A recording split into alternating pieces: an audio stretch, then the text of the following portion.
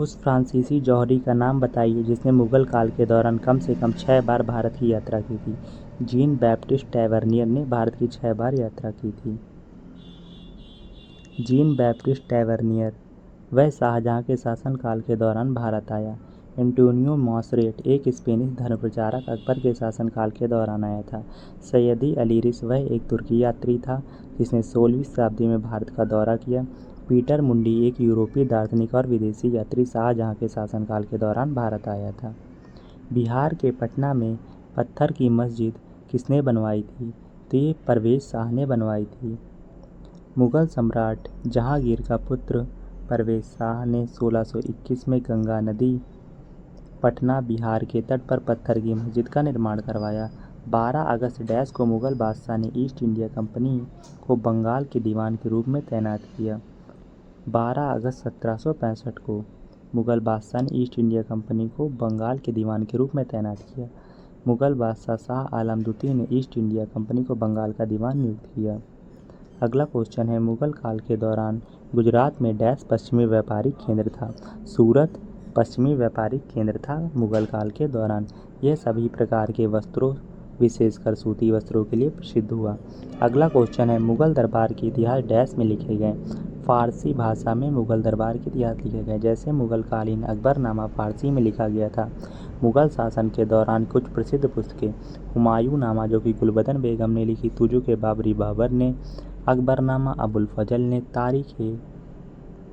तारीख अकबरी अबुल फजल के द्वारा तहकीक हिंद अल बरूनी ने, लैला मजनू अमीर खुसरो ने, शाहनामा फिरदौसी ने लिखी।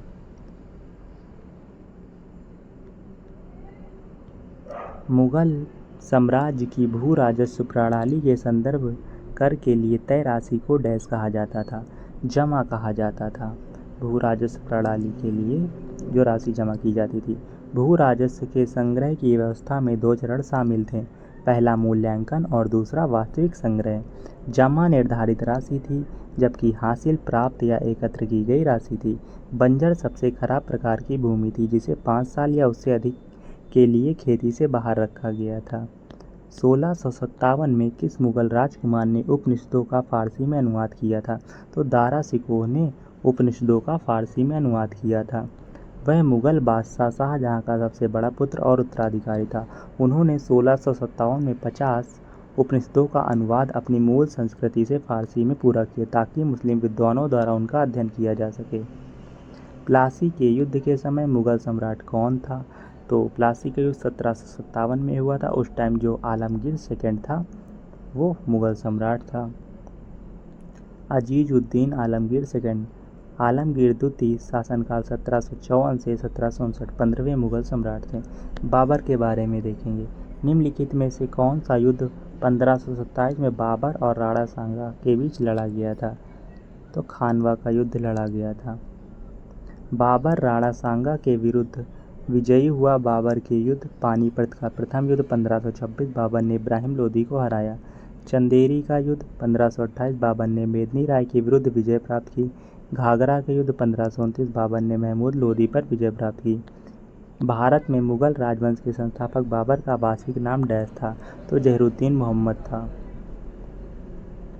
जहरुद्दीन मोहम्मद बाबर। कुछ मुगल सम्राटों के वास्तविक नाम इस प्रकार हैं। हुमायूं का नासिर अल दीन मोहम्मद, अकबर का जलालुद्दीन मोहम्मद अकबर, जहांगीर का मोहम्मद सलीम, औरंगजेब का मोहम्मद उद्दीन महमूद, चंदेरी की मेदिनी राय, मेवात के हसन खान और महमूद लोदी निम्नलिखित में से किस मुगल शासक के खिलाफ लड़ने के लिए अपनी सेना सहित राणा सांगा के साथ मिल गए थे? तो बाबर के खिलाफ लड़ने के लिए। वह चंगेज खान और तैमूर का वंशज था। उसने उत्तर भारत में मुगल साम्राज्य की स्थापना की। खानवा की लड़ाई बाबर की सेना और डैश के नेतृत्व वाली राजपूत सेना के बीच लड़ी गई। तो जो खानवा की लड़ाई थी वो राणा सांगा और बाबर के बीच लड़ी गई। शत्रुओं को परास्त करने के लिए उत्तर भारत में बारूद के प्रयोग को किसने प्रचलित किया? तो बाबर ने सबसे पहले बारूद का प्रयोग किया था। बाबर 1526 से 30 तक रहा। पहला मुगल सम्राट था। 1494 में फरगना की गद्दी पर बैठा जब वह केवल 12 वर्ष का था। बाबर के 4 पुत्रों में सबसे बड़ा कौन था? तो सबसे बड़ा था हुमायूं। मुगल साम्राज्य का दूसरा शासक था। अफगान सैनिक शेर शाह सूरी ने उसे 1539 में चौसा और 40 में कन्नौज के युद्ध में पराजित किया। हुमायूं प्रथम व्यक्ति था जिसने दिल्ली में एक गढ़ विकसित किया जिसका नाम दीन पनाह रखा गया। प्रथम युद्ध बाबर और डैश के बीच हुआ था। बाबर और इब्राहिम लोदी के बीच हुआ था पानीपत का प्रथम युद्ध। पानीपत का प्रथम युद्ध 1526 में लड़ा गया। पानीपत का दूसरा युद्ध 1556 में हेमू विक्रमादित्य और अकबर।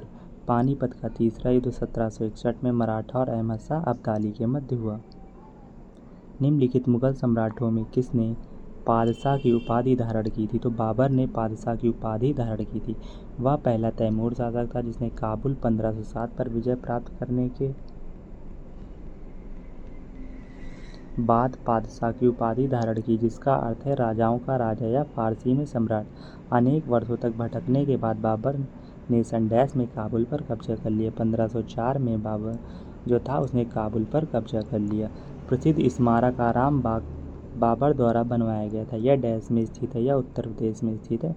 आगरा का आराम बाग।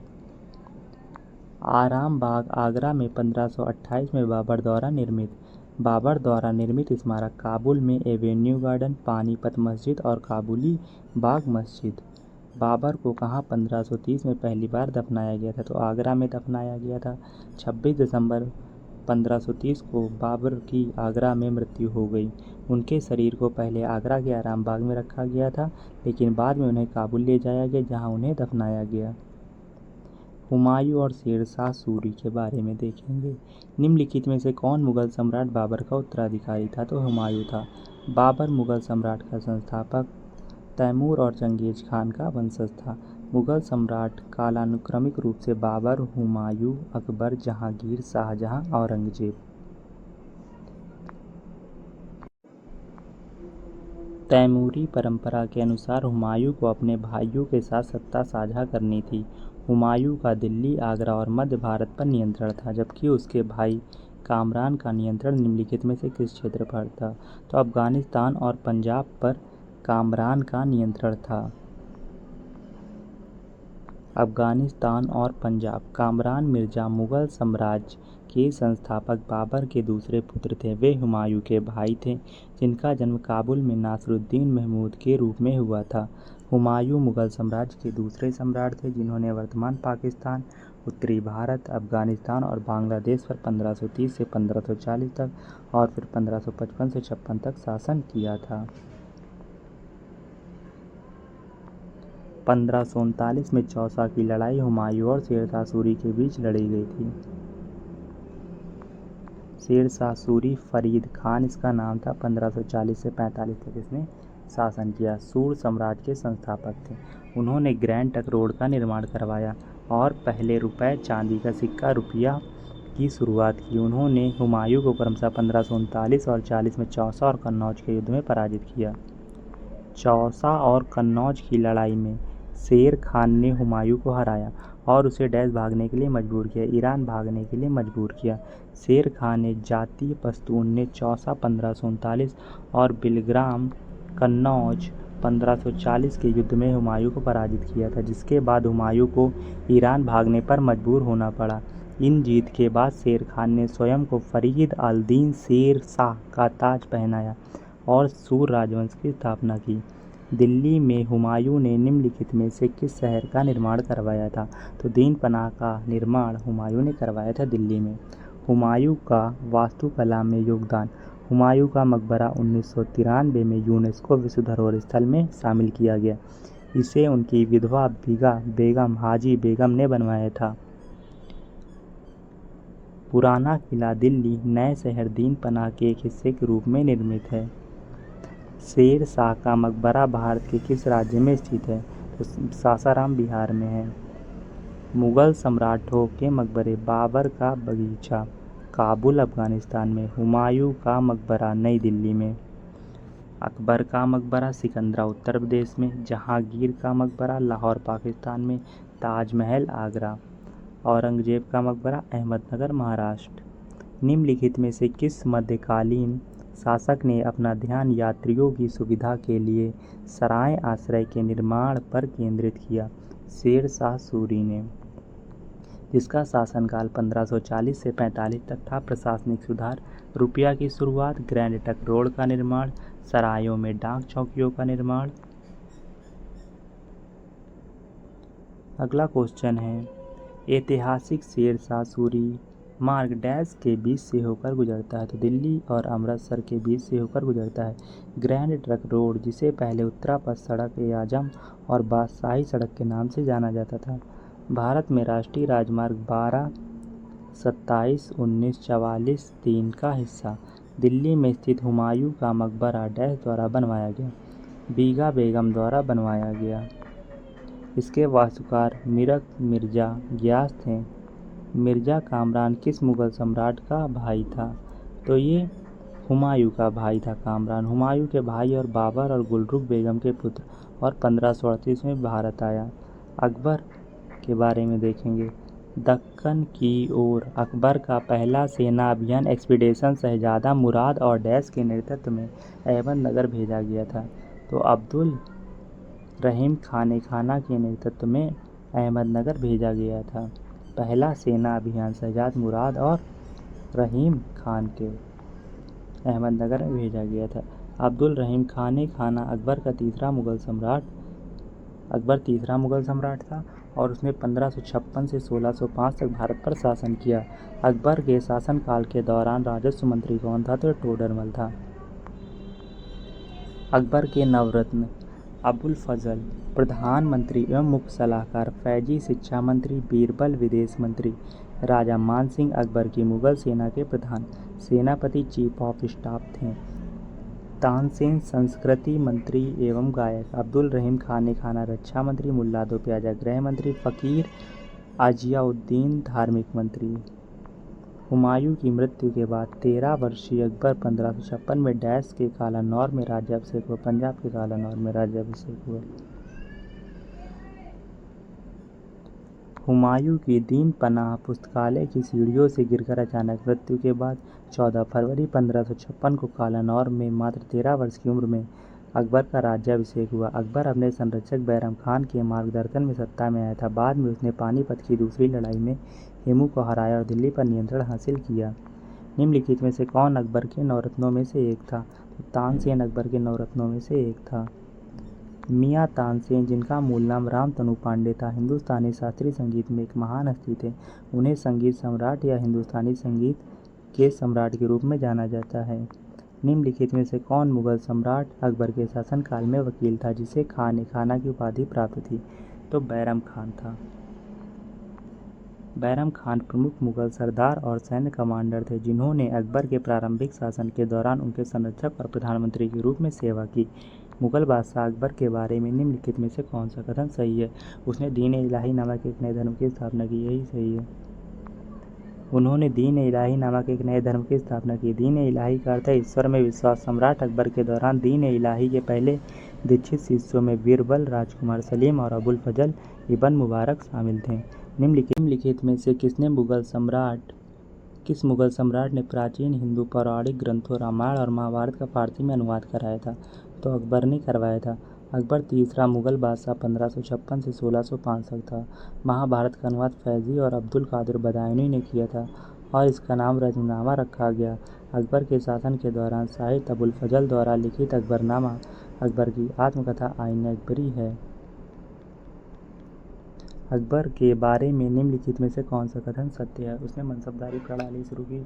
बीजापुर को तो औरंगजेब ने कब्जे में लिया था। उसने फतेहपुर सीकरी को अपनी राजधानी बनाया। मनसबदारी प्रणाली मुग़ल साम्राज्य में सरकारी अधिकारियों और सैन्य जनरलों की रैंकिंग की एक प्रणाली थी, जिसकी शुरुआत सम्राट अकबर ने 1571 में की थी। छठे मुग़ल सम्राट औरंगजेब ने 1658 से 1707 तक दक्कन सल्तनत पर विजय पाने के लिए अपनी सेना भेजी थी। उसने 1685 में बीजापुर और 1687 में गोलकुंडा पर कब्जा कर लिया। जब अकबर ने मनसबदारी प्रणाली की शुरुआत की तो डैश मनसबदार का सबसे निचला स्तर था। 10 मनसबदार का सबसे निचला स्तर था। मनसबदार शब्द का अर्थ व्यक्ति जो मनसब रखता है, जिसका अर्थ है कोई पद या रैंक।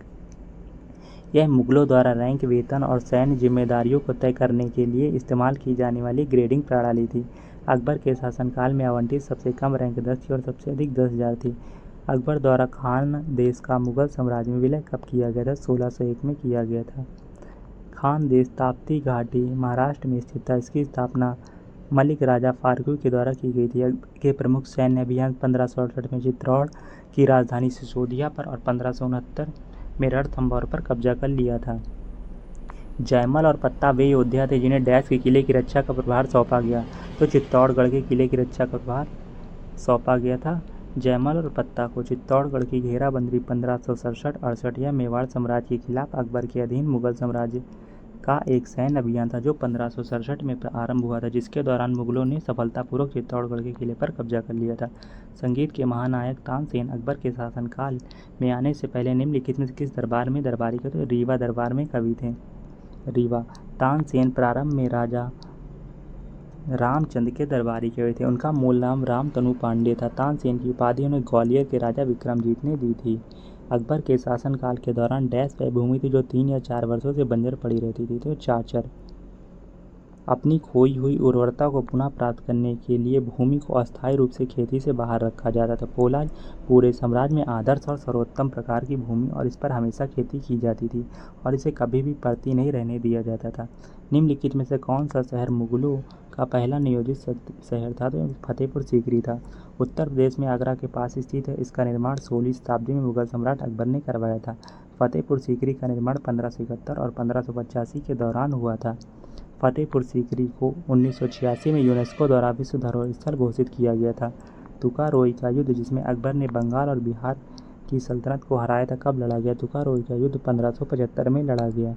तुकारोई का युद्ध बाजौरा मुगलमारी की युद्ध बालासोर उड़ीसा में लड़ी गई, जिसमें अकबर मुगल सम्राट ने दाऊद खान कर्रानी बंगाल के शासक को हराया। युद्ध के कारण कटक की संधि हुई, जिसमें दाऊद खान कर्रानी ने पूरे बंगाल और बिहार को सौंप दिया, केवल उड़ीसा को बरकरार रखा। डैश प्रशासन महान सम्राट अकबर द्वारा अनुसरण किया जाने वाला प्रतिरूप बन गया जब उसने मुगल साम्राज्य को संगठित किया। तो शेरशाह सूरी का प्रशासन। हालांकि सूरी राजवंश ने केवल एक छोटी अवधि यानी 15 वर्षों तक शासन किया। इसने एक ऐसे प्रशासन की शुरुआत की जो अलाउद्दीन खिलजी के सिद्धांत पर आधारित था और उसे प्रभावी बनाया। मुगल शासक अकबर के जीवन पर आधारित एक दस्तावेज आईने अकबरी डैश के संबंध में जानकारी नहीं है। तो पूर्वज के संबंध में जानकारी नहीं है। अबुल फजल अकबर के दरबारी इतिहासकार ने अकबर के शासनकाल का 3 खंडों का इतिहास अकबरनामा में लिखा। पहला खंड अकबर के पूर्वज, दूसरा खंड अकबर के शासनकाल की घटनाएं, तीसरा आईने अकबरी। आईने अकबरी को 5 खंडों में विभाजित किया गया है। अजमेर डैश के शासन में सूबा मुख्यालय बन गया। तो मुगलों के शासन में सूबा मुख्यालय बन गया। अजमेर सूबा मुगल सम्राट 1526 से 1858 के मूल 12 सूबों में से एक। यह 1572 से 1580 के अकबर के प्रशासनिक सुधारों के दौरान स्थापित किया गया। अंतिम मुगल शासक बहादुर शाह जफर था। अकबर ने किस वर्ष कश्मीर को मुगल साम्राज्य में मिला लिया? 1586 में कश्मीर को मुगल साम्राज्य में मिला लिया गया। अकबर की सैन्य विजय मुगल सम्राट 1556 से 1605 तक रहा। मालवा में को 1562 में विजय किया। मध्य भारत का गोंडवाना क्षेत्र 64 में, गुजरात को 1573, मेवाड़ को 1576, बिहार और बंगाल दोनों को 1576 में। जैसे कि अबुल फजल ए अलामी द्वारा आईने अकबरी में वर्णित गज लंबाई मापने की इकाई को नामक समान भागों में विभाजित किया। तसुज नामक समान भागों में विभाजित किया गया था। निम्नलिखित में किसने 1579 में मजहरनामा जारी किया था? तो अकबर ने 1579 में मजहरनामा जारी किया। यह एक घोषणा है जो इस्लाम के धार्मिक कानूनों को बदलने का अधिकार देती है। किस मुगल सम्राट ने मकसूदाबाद नामक शहर का निर्माण किया, जिसे बाद में मुर्शिदाबाद के नाम से जाना जाने लगा? तो अकबर ने। मुर्शिदाबाद का नाम नवाब मुर्शीद कुली खान ने रखा था। अकबर का शासनकाल 1556 से 1605 तक था। फतेहपुर सीकरी का निर्माण 1569 में इसे अपनी राजधानी बनाया। एक नया धर्म दीन इलाही 1582 में शुरू किया। उनकी जीवनी का शीर्षक अकबरनामा अबुल फजल द्वारा लिखित था। मुगल प्रशासन के संदर्भ में अबवाब क्या है? अबवाब की सबसे उपयुक्त परिभाषा क्या है? भूमि पर एक मूल किराए से ऊपर लगाया जाने वाला कर अबवाब था। भूमि पर मूल किराए से ऊपर लगाए जाने वाले सभी अस्थायी और परिस्थितिजनक कर और अनियमित करों को ऊपर सरकार द्वारा लगाए गए कर को अबवाब कहा जाता था।